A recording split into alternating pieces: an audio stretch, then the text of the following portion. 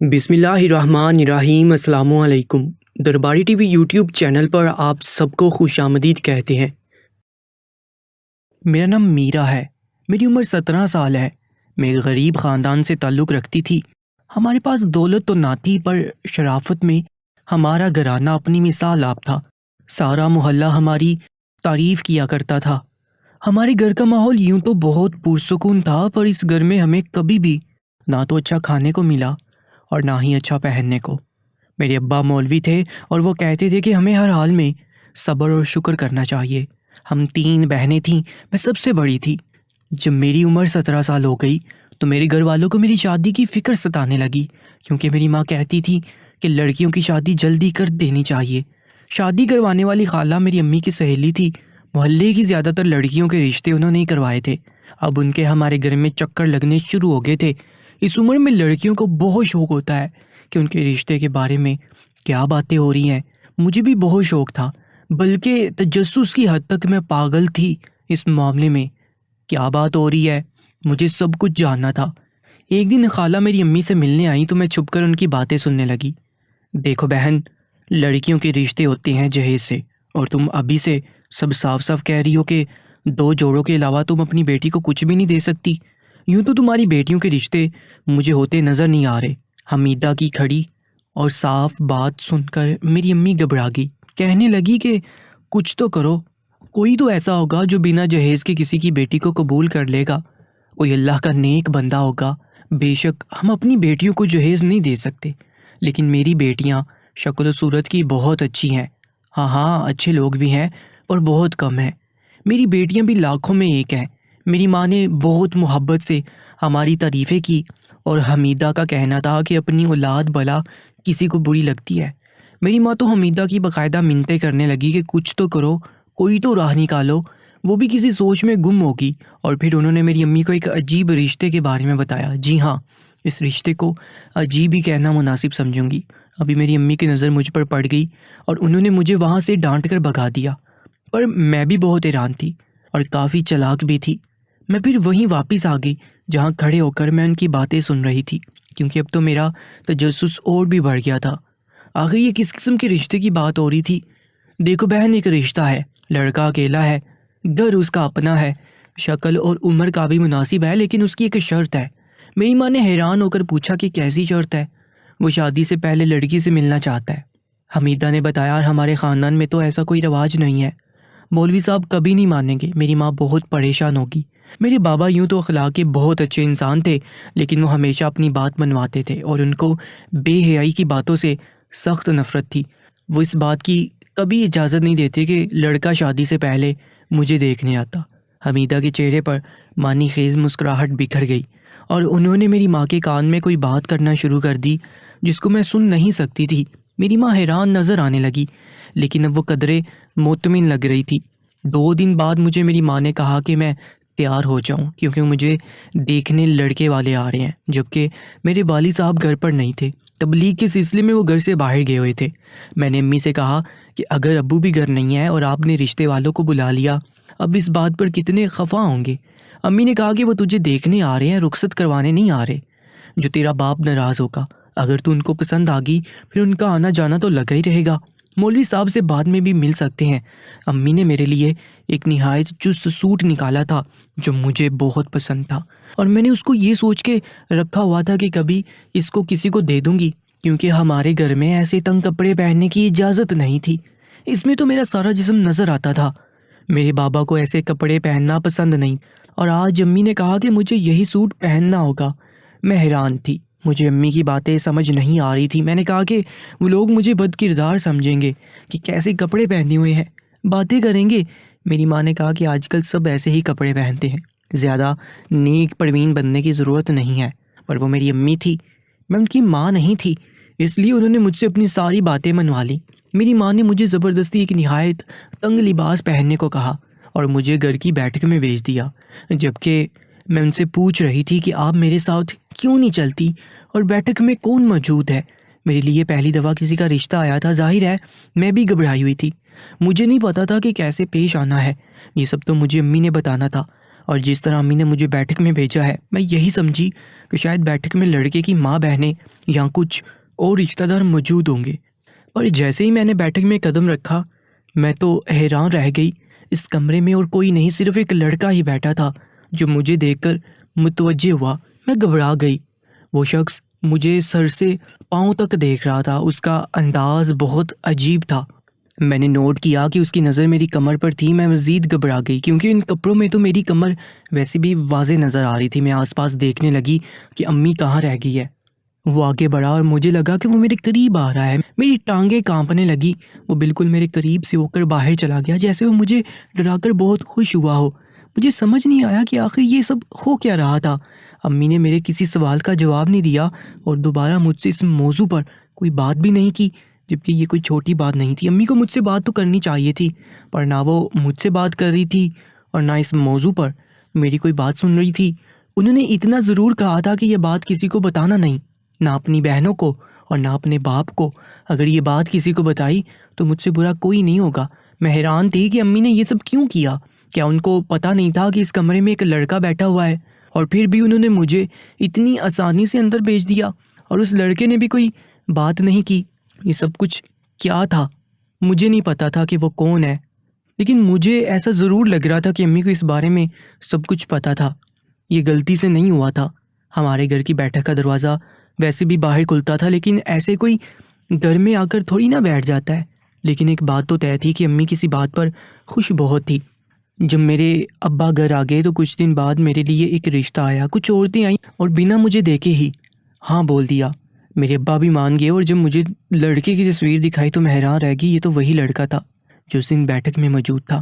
میری شادی طے ہو گئی اور لڑکے کی خواہش تھی کہ نکاح سادگی سے ہو۔ میرے ابو کے بھی حالات بہت خراب تھے اور مجھے بھی ایسا کوئی ارمان نہیں تھا، اس لیے 2 ہفتے بعد ہی میرا نکاح آصف نامی لڑکے سے کر دیا گیا۔ پہلے دن سے ہی اس کا رویہ میرے ساتھ کافی عجیب تھا۔ اس نے مجھے شادی کی رات کہہ ڈالا کہ میں خوبصورت تو بہت ہوں، پر خوبصورت ہی رہوں تو اچھا ہے۔ اس کی اس عجیب بات کی مجھے سمجھ نہ آئی۔ 1-2 دن بعد اس نے مجھے اپنے پاس بٹھایا اور متوجہ کر کے کہا کہ آج میری بات غور سے سن لو، تمہیں اس بات پر ہمیشہ عمل کرنا ہے۔ تم جب تک اس گھر میں ہو تمہیں مسلسل ڈائٹ کرنا ہوگا تاکہ تم موٹی نہ ہو جاؤ، کیونکہ مجھے موٹاپے سے بہت نفرت ہے۔ آصف نے بہت سکون سے سیدھی سی بات کر دی۔ مجھے لگا وہ مذاق کر رہا ہے، پر وہ بے حد سنجیدہ تھا۔ میں اس گھر میں اپنی مرضی کا بھی نہیں کھا سکتی تھی، نہ تلی ہوئی چیزیں، نہ میٹھا، نہ نمکین، نہ چاول۔ مجھے بھلا ایک امیر گھرانے میں شادی کرنے کا کیا فائدہ ہوا کہ جو مجھے یہاں بھی پیٹ بھر کر کھانا نہیں مل سکتا تھا۔ میں بہت پریشان تھی، بلکہ اس سے اچھا تو میں اپنے گھر میں کھایا کرتی تھی۔ اب تو مجھے اور بھی بھوک لگتی تھی اور میں کھانے کی تلاش میں رہتی تھی۔ شاید یہ انسان کی فطرت ہے کہ اسے جس کام سے روکا جائے اسی کام کو کرنے میں لگ جاتا ہے۔ ایک دن میں نے فریج میں کیک رکھا دیکھا تو میرا دل للچا گیا اور مجھ سے رہا نہ گیا۔ میں نے یہ سوچ کر کیک کھا لیا کہ بھلا ایک دفعہ کھانے سے میں موٹی تھوڑی ہو جاؤں گی، اس میں کون سی قیامت آ جائے گی۔ اور عین اسی وقت آصف نے مجھے دیکھ لیا۔ مجھے لگا وہ شاید غصہ کرے گا یا کہے گا کہ تم نے اچھا نہیں کیا، آئندہ ایسا مت کرنا، پر وہ تو ہاتھا پائی پہ اتر آیا۔ مجھ پر تھپڑوں کی برسات کر دی، گویا مجھے سانس بھی لینے نہ دیا۔ منع کیا تھا، میں نے تجھے پہلے دن ہی منع کیا تھا بھوکی عورت، پر تو نے پھر بھی یہ حرکت کی۔ اگر یہ سب کچھ کھا کر تو بھینس بن گئی تو یاد رکھنا تجھے واپس تیرے گھر چھوڑ آؤں گا، پھر اس گھر میں تیری کوئی جگہ نہیں ہوگی۔ جب میں نے تجھے اس کام سے منع کیا تھا تو پھر تم نے یہ کیوں کیا؟ تو میرے ساتھ ضد لگا رہی ہے، چاہتی کیا ہے؟ بتا کیا چاہتی ہے؟ مجھے بہت مارا۔ اب میں سمجھی کہ اس دن وہ ہمارے گھر کیوں آیا تھا۔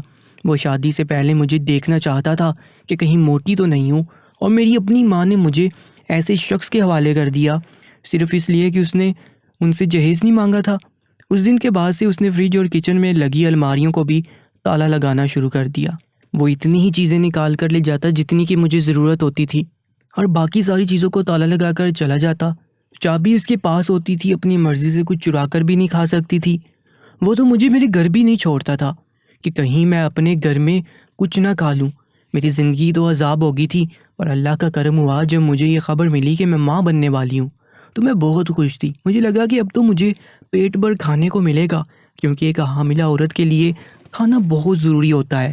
اسے تو ایک عام انسان سے زیادہ کھانا کھانا چاہیے، پر آصف نے مجھے 9 ماہ بھی ڈائٹ پر رکھا۔ اس نے مجھے کبھی بھی کچھ بھی پیٹ بھر کر کھانے نہ دیا۔ میں ہر وقت روتی رہتی تھی۔ یہ بات کسی کو بتاتی تو وہ کہتا کہ چلو اچھی بات ہے، اس طرح تم ہمیشہ پتلی رہو گی، لڑکیوں کو سمارٹ ہی رہنا چاہیے۔ کوئی میرا حال نہیں جانتا تھا۔ کبھی کبھی میری ساس کو مجھ پر رحم آ جاتا تو وہ مجھے کچھ میٹھا کھلا دیتی تھی۔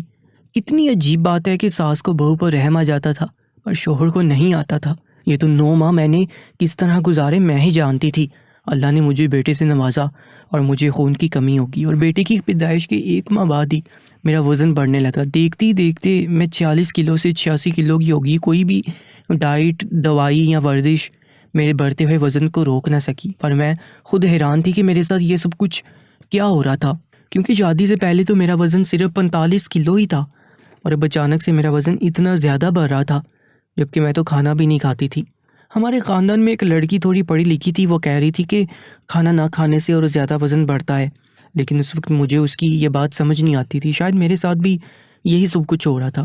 مجھے میرا شوہر اپنی نگرانی میں کھانا دیتا تھا، بہت ساری کتابیں پڑھتا رہتا تھا، ادھر ادھر سے لوگوں سے ٹوٹکے پوچھتا رہتا تھا۔ اس کے ٹوٹکے اس نے مجھ پر استعمال کر لیے، لیکن کوئی فائدہ نہیں ہوا تھا۔ اس نے مجھ پر بہت محنت کرنے کی کوشش کی، مجھے دوائیاں بھی لا کر دی اور گھر میں ایک مشین بھی لگوائی تاکہ میں ورزش کروں، لیکن پھر بھی کوئی بھی اثر نہ ہوا۔ بالآخر آصف بھی ہار مان گیا اور مجھے میرے حال پہ چھوڑ دیا۔ اس نے مجھ پر سے پابندیاں ہٹائیں تو میں مزید کھانے لگی اور میرا وزن 86 کلو سے سیدھا 100 پر جا پہنچا۔ میں 22 سال کی عمر میں ہی 50 سالہ عورت لگنے لگی تھی۔ تب تو آصف میری طرف دیکھتا بھی نہیں تھا، نہ مجھ سے بات کرتا، نہ میرا خیال رکھتا تھا، جیسے اسے مجھ سے نفرت ہو گئی تھی۔ اب تو اس پر کسی بات کا بھی اثر نہ ہوتا تھا۔ پہلے بھی میرے دن روتے ہوئے ہی گزرتے تھے اور اب بھی میں روتی رہتی تھی، گویا میرے مسئلے کا حل کسی کے پاس بھی نہیں تھا۔ وہ خود تو دبلا پتلا تھا۔ ایک دن مجھ پر ایک اور قیامت ٹوٹ پڑی جب وہ دوسری عورت بیاہ کے لے آیا۔ میری ساس میری طرف داری تو نہیں کرتی تھی، لیکن انہوں نے کبھی بھی اپنے بیٹے کو یہ نہیں کہا تھا کہ وہ دوسری شادی کر لے، اور میری ساس نے بھی غصہ کیا۔ اس نے کہا کہ کس کو اٹھا کر لے آیا ہے، یہی ملی تھی شادی کرنے کے لیے۔ میری ساس بول رہی تھی کہ میرے شوہر نے ان کو خاموش کروا دیا اور کہا کہ خبردار، جو کسی نے میری بیوی کو کچھ کہا، یہ میری بیوی ہے۔ میں پہلے تو بت بنی کھڑی تھی، لیکن اب میرا ضبط جواب دے گیا تھا۔ وہ آگے بڑھی اور میں نے اپنے شوہر کو باتیں سنانا شروع کر دی۔ میں تو حیران ہی رہ گئی تھی، یہ کون ہے؟ یہ صلہ دیا تم نے مجھے میری وفا کا؟ سوچا بھی نہیں تھا کہ آپ ایسا کریں۔ اپنے بیٹے کے بارے میں بھی نہیں سوچا کس کو لے آئے، تو کیا ساری زندگی تیرے ساتھ گزار دیتا؟ تو میری بیوی کم اور میری ماں زیادہ لگتی ہے۔ شرم آتی ہے مجھے تیرے ساتھ باہر جاتے ہوئے۔ شرافت ہے میری کہ میں تجھے طلاق نہیں دے رہا ہوں، نہ کوئی تجھے روکے گا، جو مرضی کر۔ اس نے اپنی دلہن کا ہاتھ تھاما اور وہاں سے چلا گیا۔ اس لڑکی کے چہرے پر میں نے فاتحانہ مسکراہٹ دیکھی تھی۔ وہ لڑکی مجھے بہت چلاک لگ رہی تھی، اور اب کیا ہو سکتا تھا؟ میں روتی ہی رہ گئی اور اپنے گھر چلی آئی۔ سب نے مجھے سمجھایا کہ میں واپس چلی جاؤں، پر اب میں واپس جانے سے انکاری ہو گئی تھی۔ میں نے میری ماں کو اس دن کہا کہ اگر آپ نے اس دن میرے ساتھ یہ نہ کیا ہوتا تو شاید آج میری زندگی مختلف ہوتی، اور وہ بھی کیا کر سکتی تھی۔ ان کو کیا معلوم تھا کہ اس طرح کا انسان نکلے گا۔ میرے گھر والوں کے حالات اچھے نہیں تھے، میں ان پر بوجھ نہیں بننا چاہتی تھی، اس لیے میں نے ایک پرس بنانے والی فیکٹری میں کام کرنا شروع کر دیا۔ کام بہت مشقت کا تھا، مجھے 12 گھنٹے تک بٹی کے سامنے کھڑا ہونا پڑتا تھا۔ بیٹا بھی تھا ساتھ ہی، اس لیے سر توڑ محنت کرتی رہی۔ 2 سال کا عرصہ گزر گیا۔ اس مشقت کے کام نے میرا 40 کلو وزن کم کرا دیا، کیونکہ گرم بٹی کے سامنے کھڑا ہونا کوئی آسان کام نہیں تھا۔ اب میں 60 کلو پر آ گئی تھی اور پہلے سے بہت بہتر لگتی تھی۔ مجھے اپنے وجود سے پہلے دن سے کوئی مسئلہ نہیں تھا، میں تو بہت خوش رہتی تھی۔ اب میں اپنی زندگی جی رہی تھی۔ اب بھی میں آصف کے نکاح میں تھی، پر وہ تو مجھے کبھی لینے نہیں آیا، نہ ہی اس نے کبھی کال کیا، اور اس شخص سے مجھے ایسی کوئی امید بھی نہیں تھی۔ پر ایک دن میری آنکھوں نے کچھ دیکھا۔ یہ محلے کی گلی تھی۔ آصف کریانے کی دکان پر کھڑا سامان لے رہا تھا۔ میں تو آصف کو دیکھ کر حیران ہی رہ گئی۔ وہ اس قدر موٹا کیسے ہو گیا تھا کہ پہچانا ہی نہیں جا رہا تھا، اور میں تو اس کی بیوی تھی نا، میں اسے کیسے نہ پہچانتی۔ میں آگے بڑھی اور اسے روکا۔ وہ مجھے دیکھ کر حیران ہوا اور کچھ جھجکنے لگا، جیسے نہ چاہتا ہو کہ میں اسے دیکھوں۔ یہ کیا حال بنا رکھا ہے؟ میں ٹھیک ہوں۔ وہ گھبرا سا گیا۔ وہ مجھے انیمیا ہوا ہے، خون کی کمی کے باعث جسم پھول گیا ہے۔ یہ وزن نہیں ہے، یہ صرف میرے جسم کو ہوا ہوئی ہے۔ میں دوائیاں کھاؤں گا تو 1 ہفتے میں ٹھیک ہو جاؤں گا، تم میری فکر نہیں کرو۔ اس نے مجھ سے نظریں چراتے ہوئے کہا، کیا؟ کب؟ کیسے؟ میں حیران تھی۔ میں ٹھیک ہو جاؤں گا، تم میری فکر نہیں کرو۔ بہت گھبرایا ہوا لگ رہا تھا، مجھ سے نظریں بھی نہیں ملا پا رہا تھا اور وہاں سے چلا گیا، گویا بھاگ گیا تھا۔ میرا بیٹا مجھے بلانے کے لیے آیا تھا، اس نے دور سے آصف کو دیکھ لیا۔